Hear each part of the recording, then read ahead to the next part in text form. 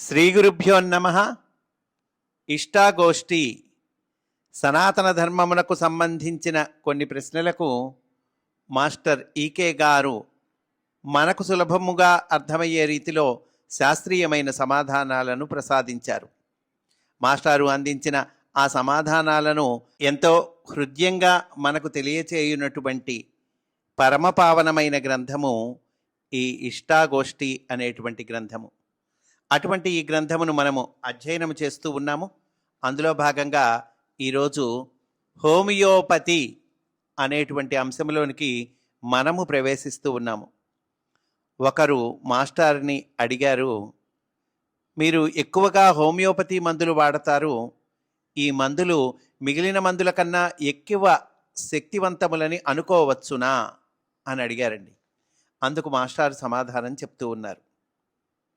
నిజానికి మందులలో homeopathy మందులని, allopathy మందులని, Ayurveda మందులని ఉండవు. మందులన్నీ ప్రకృతి సిద్ధములైన ఖనిజాలు, వృక్షాలు, జంతువుల విషాలు మొదలగు ద్రవ్యాల నుండి తయారు చేయబడతాయి. ఏ సిద్ధాంతంలో మందులైనా ఈ మూల ద్రవ్యాల నుండియే స్వీకరింపబడతాయి. వాడే విధానాన్ని బట్టి భేదం ఉంటుంది. హోమియోపతి మొదలైన విభాగాలు వైద్య విధాన వైఖరులలో భేదాలు కానీ మందులను బట్టి కాదు. ఔషధ ద్రవ్యాలు ఒక విధంగా వాడితే హోమియోపతి అని, ఇంకొక విధంగా వాడితే ఆయుర్వేదము అని అంటారు. ఉదాహరణకి ఔషధ ద్రవ్యం వీలైనంత తక్కువగా వాడకం చేసి ఆరోగ్యాన్ని చక్కబరచడానికి ప్రయత్నం చేసే ఆ పద్ధతిని హోమియోపతి అంటారు. ఎంత సింపుల్గా చెప్పారో చూడండి మాస్టారు. ఔషధ ద్రవ్యము, ఆ పదార్థం ఉంటుంది కదండి, అది వీలైనంత తక్కువగా వాడకం చేస్తూ ఆరోగ్యాన్ని చక్కబరచటం, అదిగో ఆ పద్ధతిని హోమియోపతి అంటారు. ముందుగా వాడవలసిన పదార్థాన్ని స్వల్పంగా తీసుకొని చక్కెరతో కలిపి నూరితే సమపాళంగా సూక్ష్మీకరణం జరుగుతుంది.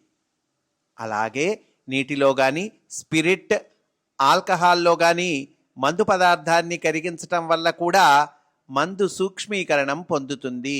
పొటెంటైజ్ చేయటం అంటారండి ఇంగ్లీష్లో. అయితే ఈ సూక్ష్మీకరణం అనేటువంటి ప్రక్రియ అంటే మందు పదార్థం ప్రకృతిలో స్థూలమైన భౌతిక ద్రవ్యంగా లభిస్తుంది. దానిని సూక్ష్మీకరణం చేసి ఉపయోగిస్తారు. ఈ మందు పదార్థం ప్రకృతిలో ఎలా లభిస్తుంది? మనకి భౌతిక ద్రవ్యంగా అంటున్నారు. ఒక పదార్థంగా లభిస్తుంది. దాన్ని మనం సూక్ష్మీకరణం అంటే పొటెంటైజ్ చేస్తారు. మన శరీరంలో కూడా స్థూలము, సూక్ష్మము అని రెండు భాగాలు ఉన్నాయి. సప్తధాతువులతో నిర్మాణమై మనకు భౌతికంగా తెలిసే శరీరం స్థూల శరీరం. ఈ పైకి మనకు కనిపిస్తోంది కదండి, ఇది స్థూల శరీరం. మనకు సప్తధాతువులతో నిర్మాణమై ఉంటుంది. దీన్ని కదిలిస్తూ ఉన్న ప్రాణముతోనూ, దాన్ని నడిపిస్తూ ఉన్న మనస్సుతోనూ తయారై ఉన్న మనలోని భాగాన్ని సూక్ష్మ శరీరం అంటారు.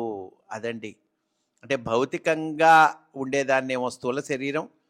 దీనికి కారణమై ఉంటుందే, ఈ భౌతికమైన ఈ స్థూల శరీరానికి ఏది కారణం, ఏది నడిపిస్తోంది, ఏది దీన్ని కదిలిస్తూ ఉన్నది అంటే గనక అది ప్రాణముతోనూ దాన్ని నడిపిస్తూ ఉన్న మనస్సుతోనూ తయారై ఉన్న మనలోని భాగము. దానినే సూక్ష్మ శరీరము అంటారు. ఇది సవ్యంగా పనిచేస్తూ ఉన్నప్పుడు ఆరోగ్య స్థితి ఉంటుంది. అప్పుడు తయారైన భౌతిక శరీర భాగాలు ఆరోగ్యవంతంగా తయారవుతాయి. ఏది సవ్యంగా పనిచేయటం?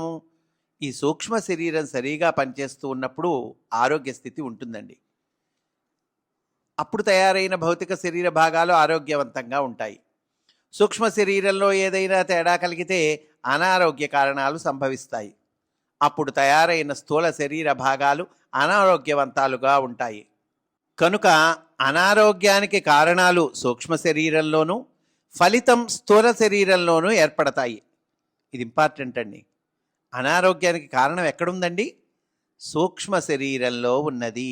అంటే కారణము సూక్ష్మ శరీరంలో ఉంది అంటే అక్కడి నుంచి అనారోగ్యం ప్రారంభమవుతుంది. దాని ఫలితం, రిజల్ట్ ఎక్కడ కనిపిస్తుంది? స్థూల శరీరంలో కనిపిస్తుంది. కారణాన్ని తొలగించనిదే వ్యాధి నిజంగా నివారణ చెందదు. కనుక వైద్యం సూక్ష్మ శరీరంలో జరగాలి. కారణం ఎక్కడుంది? కారణం సూక్ష్మ శరీరంలో ఉన్నది. వైద్యం ఎక్కడ జరగాలి? వైద్యం సూక్ష్మ శరీరంలో జరగాలి. ఇది ఇంపార్టెంట్. మందు పదార్థంలోని భౌతికమైన భాగం స్థూల శరీరం మీద పనిచేస్తుంది.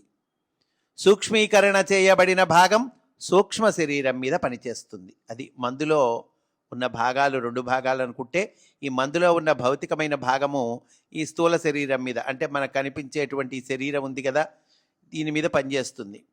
ఈ సూక్ష్మీకరణ చేయబడినటువంటి భాగం ఉన్నదే, పొటెంటైజ్ చేయబడిన భాగం, అది ఇదిగో సూక్ష్మ శరీరం అయ్యా, దాని మీద పనిచేస్తుంది. సూక్ష్మ శరీరం అంటే ఏంటి? మళ్ళీ మనం చెప్పుకున్నాం. ప్రాణముతోనూ దాన్ని నడిపిస్తూ ఉన్న మనస్సుతోనూ తయారై ఉన్న మనలోని భాగము. కనుక సూక్ష్మీకరణం ఎందుకు చేస్తారు అంటే కనుక, ఈ సూక్ష్మీకరణ చేయబడిన భాగము అదిగో సూక్ష్మ శరీరం మీద పనిచేస్తుంది. ఇది అనుభవ సిద్ధమైన విషయం. కనుకనే హోమియోపతిలో మందు పదార్థాన్ని సూక్ష్మీకరణం చేసి వాడటం. మామూలుగా అల్లోపతిలో వ్యాధి నిర్ణయాన్ని భౌతిక శరీరం పదార్థాల మార్పు వలన చేస్తారు. అంటే భౌతిక శరీర పదార్థాల మార్పు వలన ఈ వ్యాధి నిర్ణయం చేస్తారండి. వైద్యం కూడా భౌతిక శరీరానికే సంబంధించి ఉంటుంది. కనుకనే మానసిక వ్యాధులు మున్నగు వాటికి అల్లోపతి విధానంలో నివారణోపాయం లేదు. హోమియోపతి సిద్ధాంతంలో వ్యాధి నిర్ణయ విధానం వేరే విధంగా ఉంటుంది. అది భౌతిక శరీర ద్రవ్యాల పరీక్ష పైన హెచ్చుగా ఆధారపడదు. ఎక్కువ భాగం రోగి పొందుతున్న బాధలను పరీక్ష చేసి వర్గీకరణం చేయటం మీద ఆధారపడి ఉంటుంది. బాధలను ఈ సిద్ధాంతంలో వేదనలు అంటారు. వేదనలు అంటే ఇంగ్లీష్లో మనము సిమ్టమ్స్ అంటామండి. రోగి పొందుతున్న సిమ్టమ్స్ ఏంటి? కడుపు నొప్పనో, తలనొప్పనో, కాన్స్టిపేషన్ అనో ఏదో చెప్తాడు కదండి. వీటిని వేదనలు అంటారు.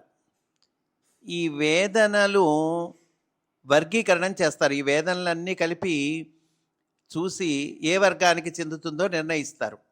అనగా వాటిని వర్గీకరణం చేస్తే దేహంలో ఉన్న ఆరోగ్యం ఏ విధంగా చెదిరి ఉన్నదో దాని వైఖరి తెలుస్తుంది. ఈ వైఖరిని వేదనల సముదాయము అంటే టోటాలిటీ ఆఫ్ సిమ్టమ్స్ అంటారండి. ఈ వేదనలన్నీ ఆ రోగి చెప్పేటువంటి వేదనలు అంటే సిమ్టమ్స్ అవన్నీ లిస్ట్ రాసుకొని ఇదిగో ఇది ఫలానా వర్గానికి చెందుతుంది అని నిర్ణయిస్తారు. ఈ వేదనల సముదాయం ఉందే, ఈ లిస్ట్ ఉందే, దీన్ని టోటాలిటీ ఆఫ్ సిమ్టమ్స్ అంటారు. ఔషధాల పట్టికలో అదే వేదనా సముదాయాన్ని కలిగి ఉన్న ఔషధాన్ని ఎన్నుకొని సూక్ష్మీకరణ మార్గంలో వాడటం వల్ల వ్యాధుల ఉపశమనం జరుగుతుంది. ఈ వేదనలు లిస్ట్ రాసుకున్నాం కదండి, ఈ లిస్ట్ అంతా ఫలానా మందుకు సరిపోతుందయ్యా అనేది నిర్ణయం చేస్తారు. నిర్ణయం చేసి ఆ మందును సూక్ష్మీకరణం చేసిన ఆ మందును వాడతారు. ఈ విధంగా మందులు వాడే పద్ధతిని హోమియో వైద్యం అంటారు తప్ప హోమియో మందులని వేరే ఉండవు. అంటే ఆ వాడే విధానము, ఆ మందుని తయారు చేసే విధానము, అందులో తేడా తప్పితే ఈ హోమియోకి వేరే మందులని ప్రత్యేకంగా ఉండవంటున్నారు. మళ్ళీ ప్రశ్న అడిగారండి, ఫలానా మందుకి ఫలానా వేదన సముదాయం ఉంటుందని ఎలా తెలుస్తుంది అని అడిగారు. అందుకు మాస్టర్ చెప్తూ ఉన్నారు, ఆరోగ్యకరమైన వారికి అనగా ఏ జబ్బులు లేని వారికి ఒక ఔషధ ద్రవ్యాన్ని క్రమమైన పద్ధతిలో ప్రయోగం చేస్తారు. దానితో వేదనలు వారి శరీరం మీద వ్యక్తమవుతాయి. ఇలా వ్యక్తమైన వేదనలను రికార్డు చేస్తారు. చాలామందికి ఒకే ఔషధాన్ని ప్రయోగించి వేదనలను రికార్డు చేస్తారు. అందు ఒకే విధంగా అందరికీ వ్యక్తమైన వేదనలన్నింటినీ స్వీకరించి మిగిలినవి జల్లెడ పట్టేస్తారు. అంటే ఆరోగ్యకరంగా ఉన్న వ్యక్తికి ఈ మందు ప్రయోగిస్తారండి. బాగా ఆరోగ్యంగా ఉంది, వాడికి ఏ సమస్య లేదు, వాడి మీద ఈ మందు ప్రయోగిస్తారు. అప్పుడు వాడిలో కొన్ని వేదనలు మొదలవుతాయి. ఇలా తరచుగా ప్రయోగించడం ద్వారా వాడిలో కొన్ని సిమ్టమ్స్ వస్తాయి. తలనొప్పనో, కడుపు నొప్పనో, కాన్స్టిపేషన్ అనో, ఇంకోటో ఏవో జలుబో జ్వరమో వాళ్ళు సిమ్టమ్స్ వస్తాయి. ఈ సిమ్టమ్స్ అన్నిటినీ రికార్డు చేస్తారు. ఇలా ఒకడి మీదే కాదు, కొంతమంది మీద ప్రయోగిస్తారు. అందరిలో కామన్గా ఉండేటువంటి సిమ్టమ్స్ ఉంటాయే, అవి రికార్డు చేస్తారు. ఇలా వర్గీకరణం చేసిన వేదనా సముదాయం గల ఔషధాల పట్టికను తయారు చేస్తారు. దాన్ని మెటీరియా మెడికా అంటారు. అంటే ఫలానా మందుకి ఫలానా సిమ్టమ్స్ వ్యక్తమవుతాయి అనేటువంటిది రాసుకుంటారండి, రికార్డు చేస్తారు, నోట్స్ రాసుకుంటారు. దీన్ని మెటీరియా మెడికా అంటారు. ఏమయ్యా, ఫలానా మందుకి ఫలానా లక్షణాలు. దాని నిరంతరాభ్యాసం వలన ఒక రోగిని పరిశీలించగానే వానికి సారూప్యమైన ఔషధం ఎన్నిక జరుగుతుంది. దానికి తగిన సూక్ష్మీకరణంలో మోతాదు తెలుసుకొని వాడితే వ్యాధి నివారణం అవుతుంది. అంటే ఇదిగో రోగి వచ్చి సిమ్టమ్స్ చెప్తాడు. ఈ సిమ్టమ్స్ ఏ మందు యొక్క లక్షణాలు ఇది తెలుసుకోవాలి డాక్టర్ అనేటువంటి వాడు. తెలుసుకొని ఆ మందుని సూక్ష్మీకరణంలో పొటెంటైజ్ చేసినటువంటి ఆ స్థితిలో, ఆ మోతాదులో, అంటే ఎంత సూక్ష్మీకరణం జరగాలి, ఏ మోతాదు వాడాలి, అది తెలుసుకొని వాడితే కనుక వ్యాధి నివారణం అవుతుంది. ఈ వైద్య విధానంలో అన్ని వ్యాధులు నివారణమవుతాయా అని మళ్ళీ అడిగారండి. ఏమయ్యా, అన్ని వ్యాధులకు మందుందా హోమియోపతిలో అని అడిగారు. మాస్టారు చెప్తున్నారు, రోగి వయస్సును బట్టి, వ్యాధి స్వభావాన్ని బట్టి, ముదిరిపోవటాన్ని బట్టి ఆయా వ్యక్తిగత పరిస్థితి మీద ఆధారపడి ఉంటుంది. కొన్ని వ్యాధులు ముదిరితే ఏ వైద్యంతోనూ నివారణ కావు. ఉదాహరణకు క్యాన్సరు, జలోదరము, గ్యాంగ్రీన్ అను వ్యాధులు కొంచెం ముదిరినా ఏ వైద్యానికి నివారణ కావు. అలాగే క్షయవ్యాధితో ఊపిరితిత్తులు చెడిపోయినా ఇక తగ్గదు. వార్ధక్యంలో వచ్చే కొన్ని రకాలైన పక్షవాతం తగ్గదు. ప్రోస్టేటు గ్రంథి పెద్దది అయినా తగ్గదు. హోమియోలో ఉన్న సదుపాయం ఒక్కటే, దీర్ఘవ్యాధులు నివారణ స్థితిలో ఉన్నవి పూర్తిగా మళ్ళీ రాకుండా నివారణమవుతాయి.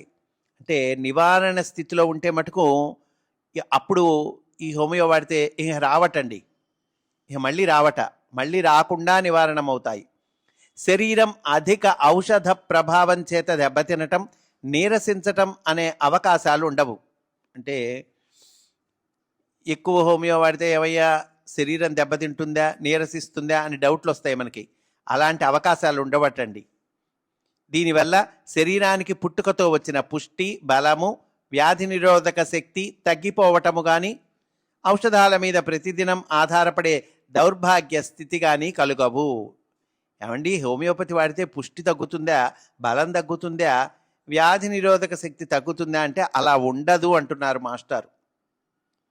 మెడిసిన్స్ మీద ప్రతిరోజు ఆధారపడటం అనేటువంటి దౌర్భాగ్య స్థితి కూడా ఉండదయ్యా హోమియోపతి వాడటం వల్ల అంటున్నారు. ఈ సిద్ధాంతంలో ఔషధాలు ఆరోగ్యాన్ని చక్కపరచటం ఉంటుంది కానీ ప్రత్యేకంగా వ్యాధి నిర్మూలించటం ఉండదు. వ్యాధికి ప్రత్యేకమైన అస్తిత్వం లేదు, ఆరోగ్యానికి ఉన్నది. ఆరోగ్యానికి అస్తిత్వం ఉన్నదండి, వ్యాధికి ప్రత్యేకమైన అస్తిత్వం లేదుట. ఆరోగ్యానికి ఉంది. అది సహజ స్థితి అంటూ చక్కగా మనకి కొద్ది నిమిషాల్లో మాస్టారు హోమియోపతి అంటే ఏంటో పూర్తిగా చక్కగా తెలియచేశారండి. స్వస్తి. వాసుదేవ.